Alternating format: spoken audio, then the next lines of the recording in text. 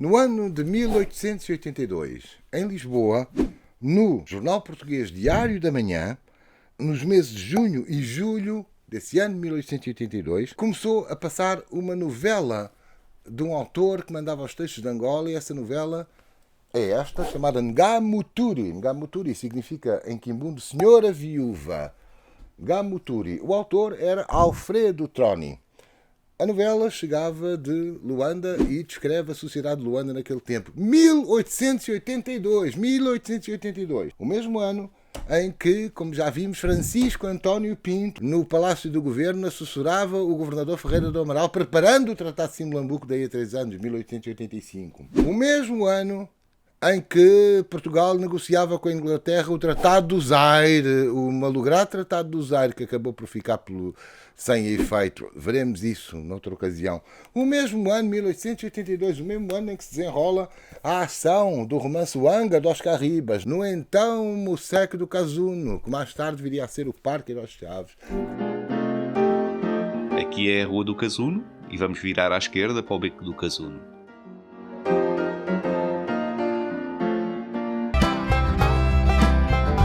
À nossa direita temos o que era antigamente o Parque Heróis de Chaves.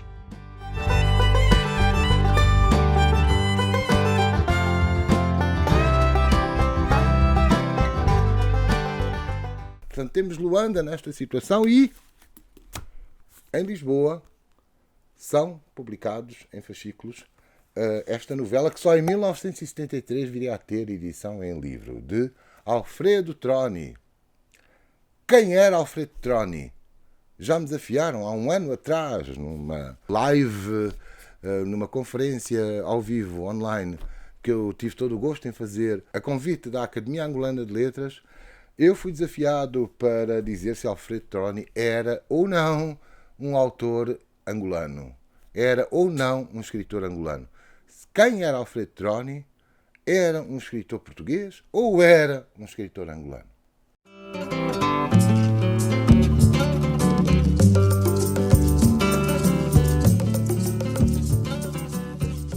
Alfredo Troni nasceu em Coimbra, a 4 de fevereiro de 1845. A Jolácara até escolheu para nascer uma data que viria a ser histórica, só que é o 4 de fevereiro de 1961, ainda faltava muito tempo. Alfredo Troni nasceu em Coimbra, a 4 de fevereiro de 1845. Viria a falecer em Luanda, a 25 de julho de 1904.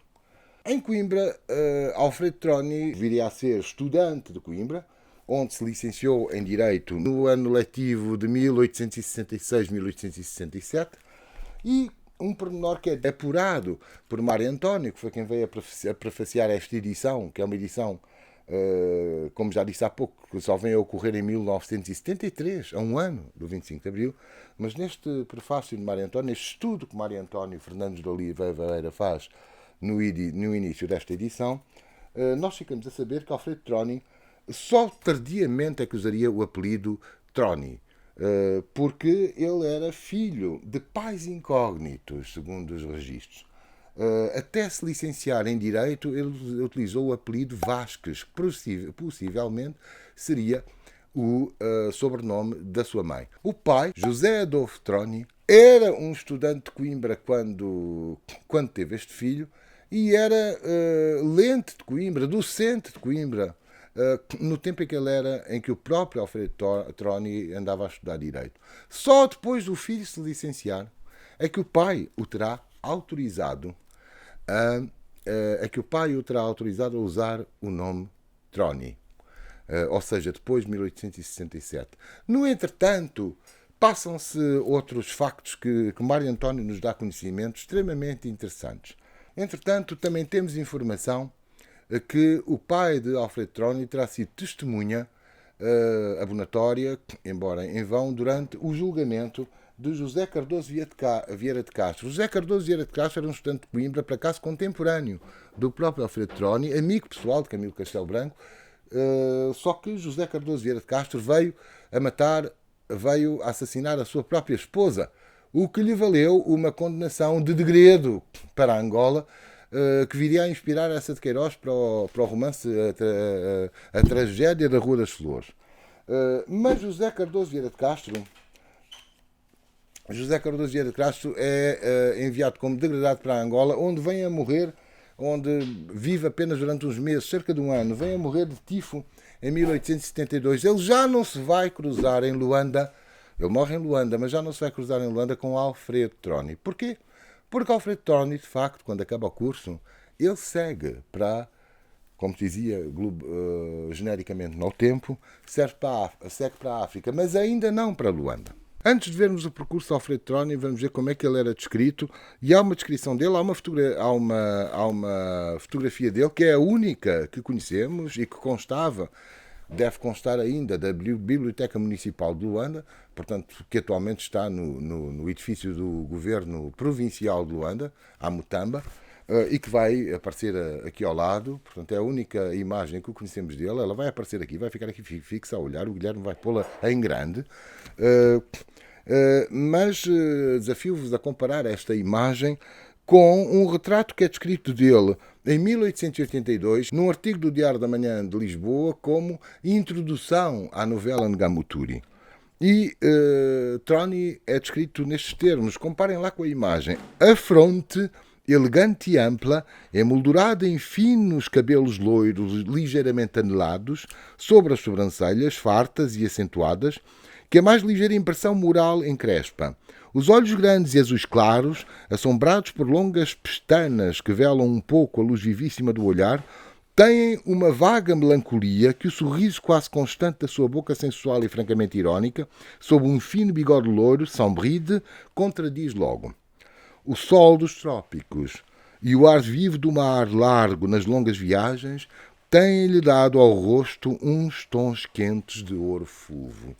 Ora, como é que este natural de Coimbra vai parar a Angola e se vai tornar um escritor angolano, ou se não angolano, um escritor incontornável para a literatura angolana e para a história de Angola?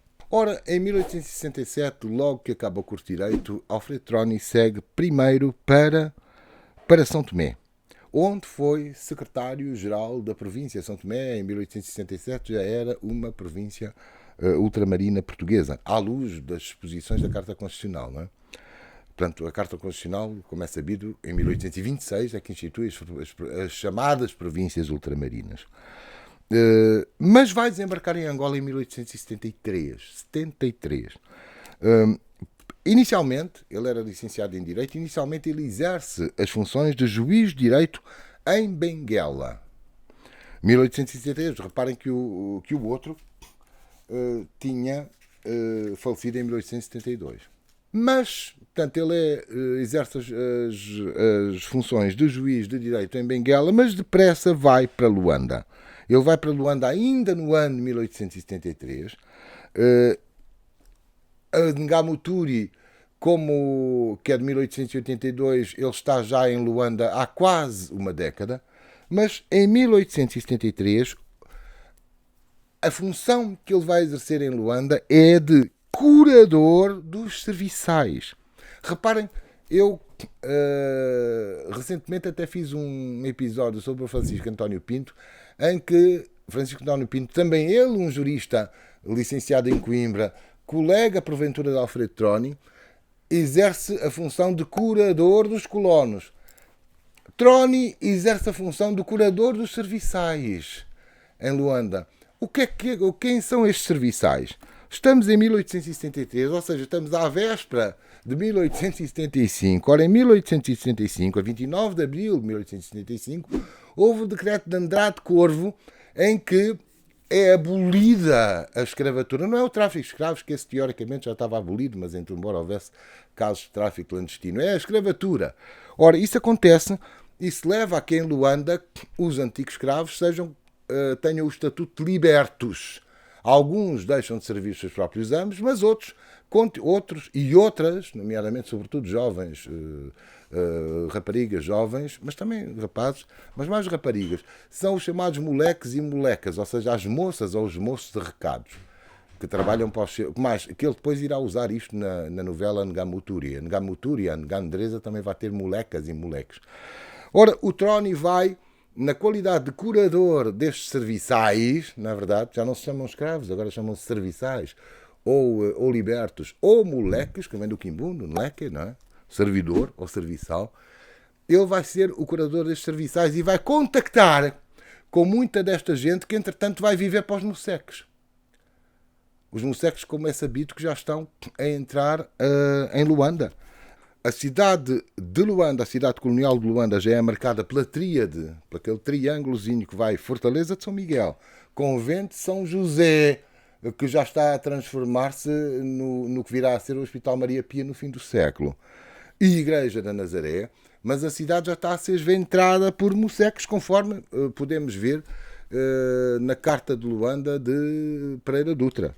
Temos lá vários moceques, como o do Magalhães Lima, entre a Maianga e a Samba, como o moceque do Flores e do Torres, e do Vanduna, no Barrocal Norte, no que viria a ser o Miramar, não é? E também na Nazaré e noutros lugares.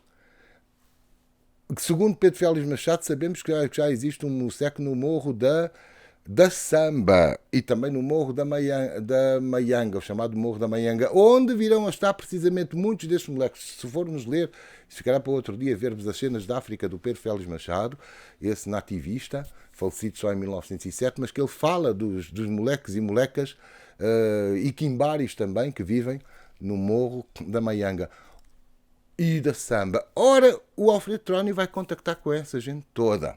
Vamos então ver no próximo episódio que ensinamentos, que experiências e também que opções de vida Alfredo Trónio vai tirar desta experiência de curador dos serviçais em Luanda.